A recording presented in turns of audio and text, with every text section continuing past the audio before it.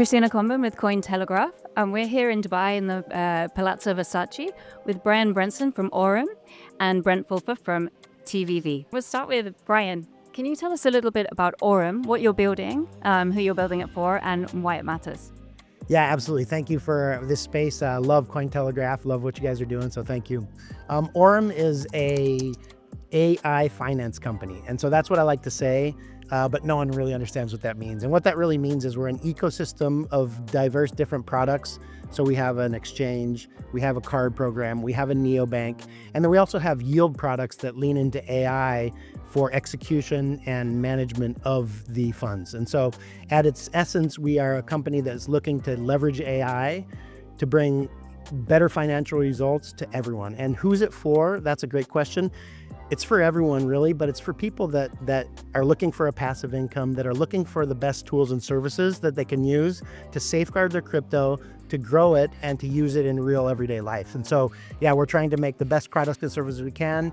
We're bringing RWAs online. We're bringing AI agents online to be able to help with communications on WhatsApp, Telegram, and Instagram. And so we have a wide array of different products that we're rolling out. And I think it's important because, you know, if you would have asked people 5 years ago, what's the leading crypto company? I think you got a lot of blank stares. What's crypto? Maybe, you know, not a lot of answers. I think if you ask that question today, there's some clear leaders, right? And I think the same thing is happening in AI finance. I think if you ask people what's AI finance today, they're like, what does that even mean? What are you talking about? But I think if you ask them in 5 years from now, I think Aurum will be one of those names in the list. And so we're working really hard to create 1,000 millionaires and create a financial unicorn that we can be proud of and that, you know, everyone in the world can use. So that's the idea. That sounds amazing. It's super interesting. And Brent, can you tell us a little bit about TBV? What have you built and why is it different from other funds? Absolutely. TBV is the venture arm of TB Group. So we're an early stage fund. We invested in 24 projects, but what makes us really unique is our events arm called The Best Event, which I think a lot of people in the industry have been to. We've had over 40,000 people come to our events in over 24 cities in 12 countries just in the last year. We partner with some of the biggest names in the industry like OKX, Pudgy Penguins, Blowfin, a lot of other names, and also some of the biggest music festivals, including the Untold Music Festival, which is the third biggest music festival. And we brought the first crypto conference to a music festival last year here in Dubai in November. Have much bigger things planning ahead, and obviously partnering with Aurum on a lot of different things on the investment side, event side, and this year will be a very big year. Right, that sounds amazing. And obviously AI finance is a big focus for TBV. And you're going deep into Aurum this year. You're coming on as advisors and also investors. Can you explain a little bit about what the ambition is there and what you're looking to achieve with this? Yeah, well, for us, like as a fund, I think what really differentiates us is our distribution through events and partnerships. And the reality is, if you're a neobank and in the AI infrastructure space, you want to be able to reach a mass audience in a lot of different countries, right? Because our industry is a global industry. You can't just be in one region or have like one area of focus. And so that's like a big part of our partnership together is getting the word out to the key stakeholders in the crypto industry, and also through mass adoption, which comes through events and our bigger partnerships with other larger organizations. So this year, expect to hear Aurum around the world. Right, that sounds amazing. And for Aurum, what does it mean for you having TBV on the table? Well, I think it's an amazing opportunity for all of us. First of all, as investors, it's great to have, you know, this caliber of a VC on board. But I think, as Brent said, beyond that, it's the events, it's the network, it's the ability to get our name out there, but not, you know, on a flyer at the Token 2049 show or, you know, some sort of sticker on the escalator. What it is it's the place where people want to go after the events to enjoy themselves, to network, to have fun, to have a drink, dance, and those kinds of things. And I think it's huge because that's where the real stuff happens. You know, I've been to probably, you know, 1,000 events or something, like a ton of events. And I think that when I'm at the events, the conversations are not quite as good as when I'm at the after events and the things in the evening. And so we're just really excited to be a part of the you know, the TB family and be at these events and impact as many people as we can through the work that these, you know, the amazing work that these guys have been doing. So I've been a fan of these guys for a long time, and this is the first time I've met Brent in person. So it's really exciting for us to be a part of it. everything. And for sure, Brent, so how do you, when you're looking to invest in a company, especially in the AI space, how do you separate a very solid company from the hype? Well, the first thing is, do they have customers? Which is a rare thing in our industry, right? It's usually we're gonna launch a token, here's what it is, gonna go to $1 billion, right? And that's like, if we think that era of investing is like over with, like the reality is now you need to build a product that has a real use case and can actually solve a real problem, right? Aurum already has, I think, 90 million of assets under management on the like trading side of things. So clearly they have like product market fit. And that's what we look to do, is invest in companies that are already at the product market fit stage and are looking to accelerate further on into Series A and beyond, which in our industry, if you look around, Series A's were like very rare compared to like the traditional AI space. And we also believe that most Web3 companies need to have a blended cap table of Web3 and Web2 investors on them, especially in the fintech space. That's another way that we help with our investments and partners that we do, is to bring people together at these events, everywhere from the biggest music festivals to the Mandarin Oriental Penthouse to conferences. That's where like real connections are made, and ultimately how you get these bigger partnerships, larger funding rounds, and bigger distribution networks. Yeah, for sure. It sounds super interesting. And so, Brian, obviously AI is developing at a really rapid pace. What can AI do in finance now than say it could do like 2 years ago? Well, something. I think, if you look back 2 years ago, AI finance wasn't even really a concept, and I think, AI was just coming out. I wasn't using ChatGPT or any of the Claudes or any of those 2 years ago. I think there were people that were, and they were early adopters of it, but I personally wasn't, and I'm an avid tech guy. And so I think, what you're able to do is, my answer sticks. It's something, like today you have an opportunity to invest your money in some sort of yield-bearing product that is actually working, right? And I think that's the first step, is like having products and services, like you said, that have product market fit, that people want to use, and that are starting to show growth in not only, volume, but in user base, right? Those are our key KPIs here. And I think, our monthly active users is basically everyone in our company, right? And when we were at Binance, we had, maybe 30% of them were active users on a monthly or weekly basis, which we track daily, weekly, monthly. And here inside of Aurum, people love it so much that payouts are going out daily, that literally 50,000 plus people, and 97, 8, 9% of those are active every day in the app, not every month, right? And so it's a really amazing opportunity for people to leverage this technology without having to learn it from the ground up. And I think that's the exciting thing about AI, is that it's easy, it's palpable, people can grab onto it and figure out how to use it in a matter of minutes, and that's, I think, the big difference. Is before, maybe 1 year ago, you really had to be a pretty technical person to know how to do that. And now you can go into certain kinds of apps, and we're building it into Aurum, and you can say, hey, I have $1,000. I want 30% of it to be high risk, 10% of it to be this, the other to be that. And in a month from now, update me on how it's going, and let's see where we're at, and maybe we can shift it then. And so you can talk to these things, and in a very simple and easy way, you can accomplish things that before it took a PhD in programming to figure out. And so I think that's the difference here, is it's coming, closer and closer to the everyday person, and it's really easy to use. And that's what we're trying to make, is just take out all the simplicity, all the complexities, and make it as simple as possible, so that anyone on earth with a phone and an internet connection can use these things. And Brent, can we talk about the moat in fintech AI? What is it exactly? Is the data, the team, something else? Yeah, moat is a tricky word, I would say, in the crypto payment space, because like ultimately a lot of companies announce partnership. They have this partnership and that partnership with like a MoonPay or like some of these larger financial organizations. But the reality is they have partnerships with like a lot of crypto companies. Like the main thing, especially for us as a fund, is like leading by community first, right? And if you have a rabid fan base, a user base that uses the product like Brian's talking about every single day. I mean, look at this conference here. It's packed. People are flying in from America, from Asia, from Europe, all over the world to come here for a one-day conference, like a multi-day conference. Shows just like the commitment of the community, and like that's like a key metric that we look for, because yeah, you can announce partnerships, but like, can you actually get people excited and actually use your product like very often? And like, what's the clear moat of that? And that's what I think Aurum has shown. Yeah, that makes a lot of sense. And And looking at the neobanks, Brian, that took about 10 years to kind of really go mainstream. How long do you think it will take for crypto banking?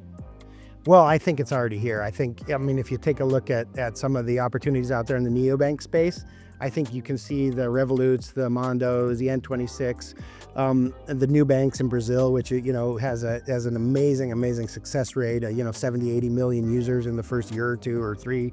I don't know the exact numbers, but I think you can see these guys starting to bring crypto into their apps, right?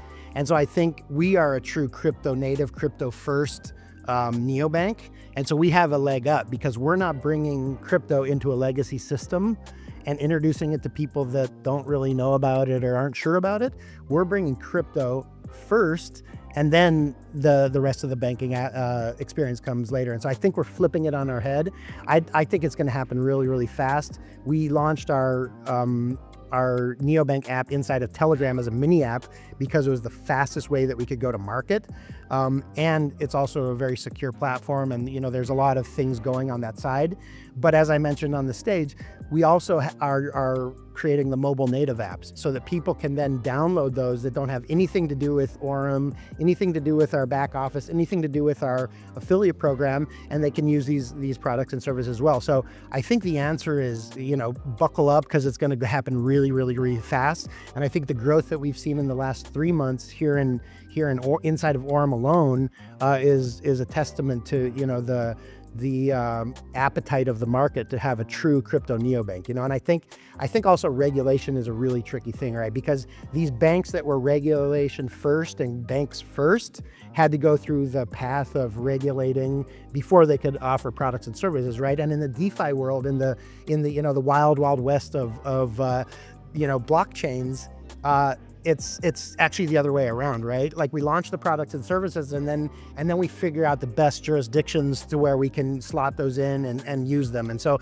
I think you're going to see, in the next 2 years, a huge increase in the amount of users that are coming over from some of these other neobanks into crypto first neobanks. And Aurum's not the only one, but we hope to be the leader in that space. Yeah, absolutely. And obviously they can just move a lot faster, like you said. And I think, Brent, I'd like to ask you the same question. Do you kind of share Brian's view that you believe it'll be that fast? I do. I mean, just from a couple of days ago, the Iranian dollar basically collapsed overnight, right? And if you think about the next couple of years, what other countries' currencies are going to collapse, right? With where the markets are going, lots of uncertainty with war and things like that. And the reality is that drives people to crypto. I mean, look at Argentina as an example. The adoption in Argentina with the devaluation of their dollar has been tremendous. Right now, Argentina is one of the hottest markets for crypto adoption in the world. There'll be many other countries following that similar path, and there needs to be options like these type of neobanks that can offer these type of services, because the demand is only going to go up. Right? These currencies are not going to start doing better all of a sudden. It's only going to probably get worse for a lot of different countries, and they need alternatives. And that's where I think a lot of neobanks in this industry, and that's where a lot of investments, I think what Brian was saying about, imagine a big bank, like a Chase Bank, trying to introduce AI native infrastructure to their users. It's impossible. It's nightmare legacy systems. You need to start from the ground up with the DNA of the company, with AI at the center of crypto infrastructure. So there'll be a wave of investments next several years into this space, and I don't think there'll be one sole market winner. There will be many winners in different regions, and so I think it's a very fascinating time to be building in this space right now. Yeah, for sure, super exciting times. And talking about how projects get their financing, for you, Brian, what would you say was the biggest misconception that builders have about what they think VCs want to see? Where do we start? Well, yeah, the biggest misconception is that they want to give you money, right? Literally, that is the biggest misconception, because you're out there, you're battling to get an appointment with these guys, right?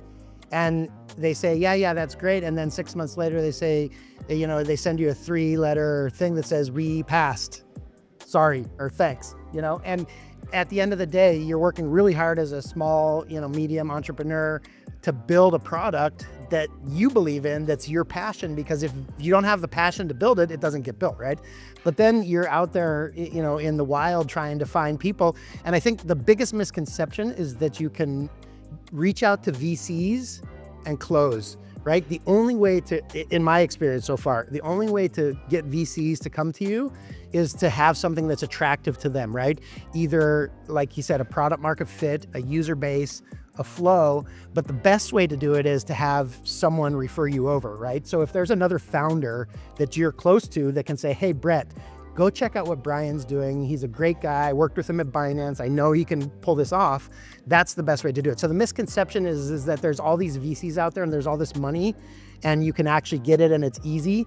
That's just the opposite of that, right? It's a crap shoot out there, and it's a brawl to even get the appointments, let alone get the second appointment, let alone get a term sheet, let alone get an investment. And so I think just to all those out there, find creative ways to get into the VC that you want to get into, right? Because if you knock on their door, you have to think they have 3, 4, 5, 6,000 opportunities and messages that they have to juggle, and they just can't understand from a simple, hey, do you want to invest in me? What's really going to happen? So I hope that's not offensive to you, Brad, but I think it, I have this part of me that's a little jaded with the VCs, because before I joined Aurum, I have several other really amazing projects, and it was very, very difficult to get the VCs to give us the time of day, let alone, and we had an amazing team, an amazing product, and amazing background. So I think the misconception is that it's easy and but that being said, if you're doing the right thing and you're getting to the right people and you're having the right meetings, eventually, good things happen. So. Yeah, for sure. And of course, Brent, he wasn't talking about you, no. Of course. But from an investor point of view, what's the biggest misconception that VCs have about the crypto space? That VCs have about the crypto space, I think. So I came from Web2 VC. So I worked in Silicon Valley originally. I worked at some of the biggest syndicates on an angel list. So I've seen hundreds and hundreds of fundraisers over my period of time. What draws a lot of people to crypto VC in particular is the early days, call it 2015 to 2022, where billion-dollar tokens could get launched. And what basically happened after that was LPs came to Web3 funds because they said, wait a minute, traditional VC, I get DPI, or basically I get my money back in a decade after I invest in you. But in crypto, I can get money back in like a year. I mean, it's just basic human psychology. It's like, wait a minute, if I can do that, then yeah, I'm gonna put, so then all this money went into crypto, then FTX blew up, right? And a lot of people made so much money from 2015 to 2022 that they I forget what the psychological term is, but they're still like in that mindset of like, those days are still here. And the reality is, I think it's a better environment now, because now you have to actually have a real product, have revenue, get used, almost like a Web 2 company, but then you can still eventually launch a token if you want, because you have a base. And that's the biggest misconception, is a lot of fund managers who maybe didn't make money from building a company before, but made money through trading, then became fund managers and thought, wait a minute, if I invest, I get money back in a year. And it's like, no, the market has shifted. Now you're more important a 2 to 4 year time horizon to get any type of returns from an investment. And I think a lot of funds will phase out this year, a lot phased out last year. And now it's about companies that can actually build products and find the right funds that are on that same timeline of not like, hey, I invest in you and like do a TG in like a year. Like those days are kind of gone. Yeah, sure. So longer time horizons, and generally the crypto space is growing up. Yeah. And to be clear, a 2 to 4 year time horizon to get your money back is still incredible in terms of VC return profiles. You invest in AI, any other space, you're looking at a decade. So it's still good. It's just not as quick as it used to be. Yeah, for sure. Okay, and then one final question that I'm going to ask for both of you. If the Cointelegraph audience was to take away just one thing from our conversation, what would you like that to be? I think take AI finance seriously, right? A lot of people, back in the days of crypto, a lot of people were screaming from the top of their lungs, it's money laundering tech, and it's, the criminals using it. And I think while criminals use the best technology, that's not what the technology was about, right? And so to lump everything into one sort of bucket doesn't make any sense. And I think the same thing is happening with AI finance. Like you see people saying, wait, AI can't figure finance out. That's bullshit. And so I think that's probably, to me, the thing that I would lean into is we have a real opportunity here, and we need to continue to show people that we're building real products, real services, real companies in this space, and that's what's going to take off. Amazing. And for you, Brent? Not to be too shameless here, but I think more people need to get out of their house and go to events and meet people in person. And I think the industry post-pandemic has come back like a lot with that. I mean, the numbers at every conference are going up and up, but the reality is if you're building, you're investing, you want to get a job at a crypto company, you need to come to events. Obviously you can come to our events, but just like in general, stay away from like the main conferences for the most part, of course, attend and whatnot. But like the key is you want to get in the rooms with the right people in different countries and go to more events and meet people. And you never know who you're going to meet. I've had so many founders meet their lead investor at our event, meet their co-founder, meet their head developer. And that's the serendipity of events, why we're so bullish on it as like well. And I think a lot more people are doing it, but just as a reminder, we have event season coming up. There's a lot of events, consensus, token, everything. And I hope to see people there. Amazing. Thank you both very much, guys. It sounds like a super exciting year ahead for both of you. So best of luck. Can I ask you a question? For sure. What do you think of AI finance? I guess originally I was quite slow to come around to AI, but I'm starting to see more and more the benefits of it. I'm very new where these things are concerned, so I found our conversation super interesting, and I'm definitely going to be watching the developments. Wonderful. Well, thank you so much. Thank you very much. Thank you for the time. Thank you. Appreciate it.